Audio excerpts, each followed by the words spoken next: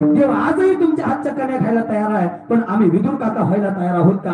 हे देव आजही तुमच्या घरी यायला तयार आहे, पण आम्ही जीवन चांगलं जगायला तयार आहोत का? एवढंच नाही, देव आजही तुमच्या हाताने दूध प्यायला तयार आहे, पण आम्ही नामदेव रायांसारखं पाजायला तयार आहोत का? एवढंच नाही महिला मंडळ, देव आजही तुमच्यावरती कृष्ण म्हणून प्रेम करायला तयार आहे, पण आम्ही राधेसारखी आणि निळेसारखी भक्ती करायला तयार आहोत का? आणि जर आम्ही तशी भक्ती करायला तयार असेल तर निश्चित एक दिवस तुमच्या घरी देव कावडीनं पाणी भरल्याशिवाय राहायचं. फक्त देव बघायचा, देव पाहायचा, देव अनुभवायचा एवढं सोपं नाही. लोखंडाचं चण करून खाल्लं लोकांनी. रोज 2 कीर्तन करतो, पण अजून आमच्या स्वप्नात भूतच आहे, देव नाही. देव काय भाजायचा भाजीपाला नाही रे, देव आशानं भेटायचा नाही रे. आता तर देवाला पालच खाली आणलं लोकांनी, ते राधा तर फार वाटलंच केलं लोकांनी. विशाल महाराज खरंच राधेचं वाटलं केलं लोकांनी. काय राधा हो, काय राधेचा अधिकार आहे? ऐका, शुकाचार्यांनी भागवतात राधा शब्द येऊनच दिला नाही. चांगले ऐकणारे असतील तर ऐकून जा. शुकाचार्यानं भागवतात राधा शब्द येऊच दिला नाही, कारण राधा म्हणल्याबरोबर शुकाचार्यांना महिना महिना समाधी लागायची. एवढा मोठा अधिकार राधेचा आहे. आता आमची भजनी म्हणायला लागले, राधे चलो माझ्या गावाला जाऊ, असा हल्ला पाहिजे भजण्यात टाळानी. राधा काय अशी गावं बोंबलत फिरणारी होती काय? बोंबलं फिरणं. अहो आता तर एक गवळणी ट्रेंडिंगला आहे, त्या वाटलंच केलं त्या गवळणीचं राधेचं. मुलीचं नव्हतं रे काना माझ्या मना, राधा अशी बोंबलत फिरणारी होती काय? काय काय वाटलं केलं त्या गणपतीला? तर फारच खाली आणला बाबा, वाटलंच केलं त्या गणपतीला. गणपती तर म्हणजे असं मेलेलं बरं रे, ही लय अवघड आहे. ती बघा तुम्ही सध्यामध्ये गाणं ट्रेंडिंग होतं, माझ्या पप्पानी गणपती आणला होय. ती पहिल्या झपक्याला हाणला म्हणते बघा. तुम्ही अजून बी नीट गाणं ऐका, पहिल्यांदा काय म्हणते, माझ्या पप्पानी गणपती आणला म्हणतात. तरी आम्ही स्टेटस ठेवलेत त्याची.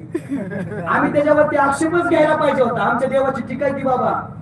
पप्पा लहान मुलगा असला काय झालं, पण त्याला आम्ही टीव्हीवरती सेलिब्रिटी केला. त्याचे सगळे व्हिडिओ शेअर, सेलिब्रिटी सुद्धा त्याला भेटायला. इतकं मोठा देवाचा अपमान, इतकं आम्ही सहन नाही करायला पाहिजे. अरे गवळणीचा भाव काय होता? उगाच देवाच्या मागं पुढे, देव त्या गवळणीच्या मागं पुढे करत नव्हता. काय म्हणायच्या गवळणी माहितीये का? ऐका, कान्हैया रे कन्हैया रे कान्हैया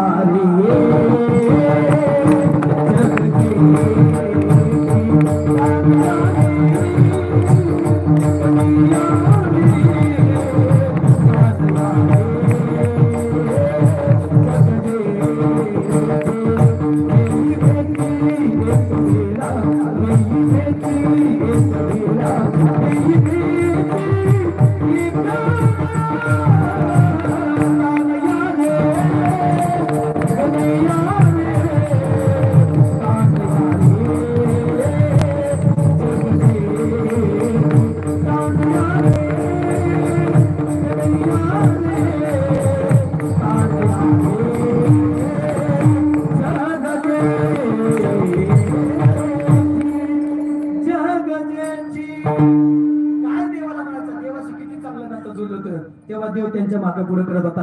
आम्हालाही बाळूमामांशी तसं नातं जोडता आलं पाहिजे.